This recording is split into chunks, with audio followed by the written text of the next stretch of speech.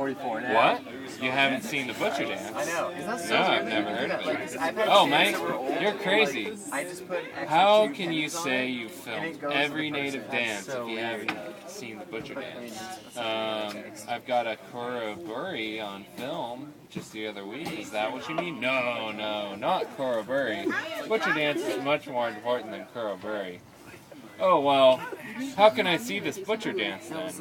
Mate, Butcher Dance is right out bush. It takes many days to travel to go see Butcher Dance. Look, I've been everywhere, from the forests of Amazon to the deepest, darkest Africa, to the frozen wastes of the Arctic filming these dances. Nothing will prevent me from recording this one last dance. Okay, mate. You drive north along Stewart Highway towards Darwin.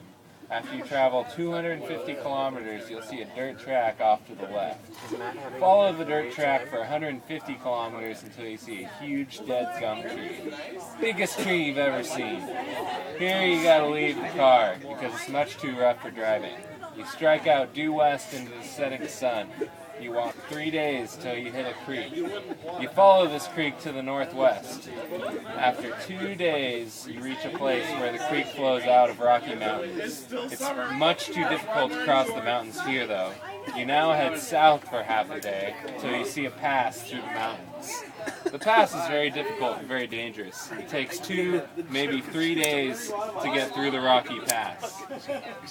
When you're through, head northwest for 4 days till you reach a huge rock, 15 meters high, shaped like a man's head. From the rock, walk due west for 2 days and you reach a village. Here you'll see the Butcher Dance. So the guy grabs his camera crew and equipment and heads out. After a couple hours, he finds the dirt track. The track is in a shocking state, and he's forced to crawl along at a snail's pace so he doesn't reach the tree until dusk. And he's forced to set up camp for the night.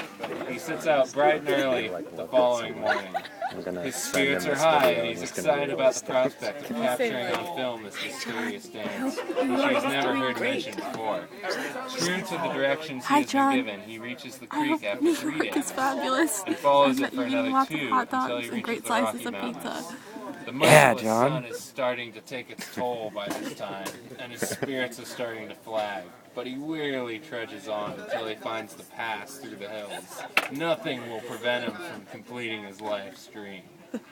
The mountains prove to be every bit as treacherous as his guide said, and at times he almost despairs of getting his bulky equipment through. But after 3.5 days of back-breaking effort, he finally forces his way clear. He continues his long trek. When he reaches the huge rock, 4 days later, his water is running low and his feet are covered with blisters. Yet he steels himself and heads out on the last leg of his journey. 2 days later, he virtually staggers into the village where the Aborigines feed him to give him fresh water. He begins to feel like a new man. Once he's recovered enough, the guy goes before the village elder and tells him that he has come to film their Butcher Dance. Oh, mate, it's very bad you come today. Butcher Dance last night. You're too late. You missed the dance. Well, when do you hold the next dance? Not till next year. Well, I've come all this way. Couldn't you hold an extra dance for me tonight? No. Butcher Dance is very sacred, only held once a year. If we hold more, the spirits get very angry. You want to see Butcher Dance? You come back next year. The guy is devastated, but he has no other option but to head back to civilization and back home.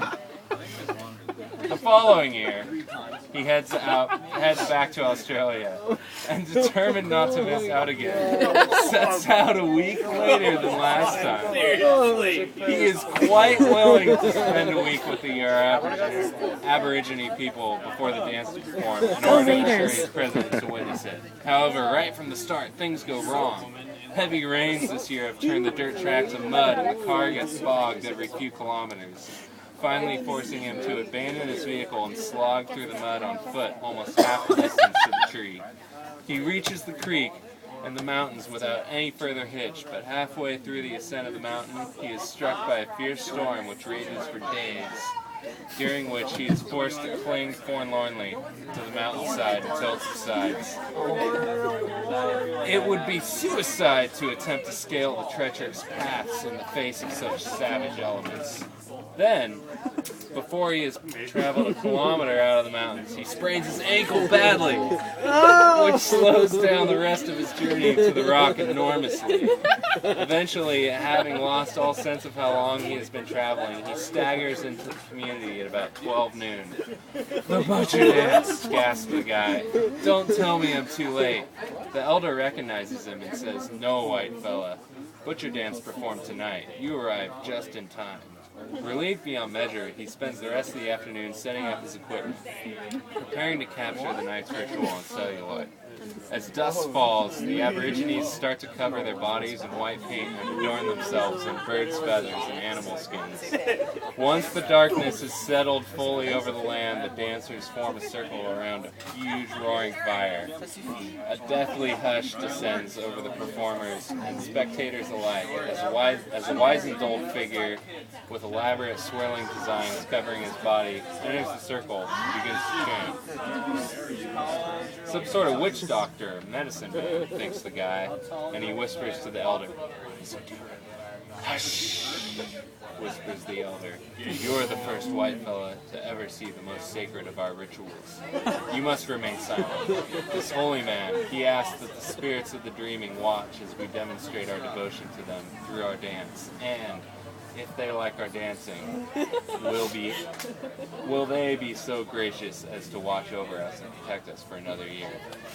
The chanting of the holy man reaches a stunning crescendo before he moves himself from the circle. From somewhere, the rhythmic pounding of clapsticks reverberate out across the land, and the dancers begin to sway to the stirring rhythm. The guy is becoming caught up in the fervor of the moment himself. This is it. He now realizes beyond all doubt that his wait has not been in vain. He is about to witness the ultimate performance of rhythm and movement ever conceived by humanity. The elder strides to his position in the circle, 7 minutes, and in a big, booming voice starts to sing. "You put your right arm in, you put your right arm out. You put your right arm in, and you shake it all about."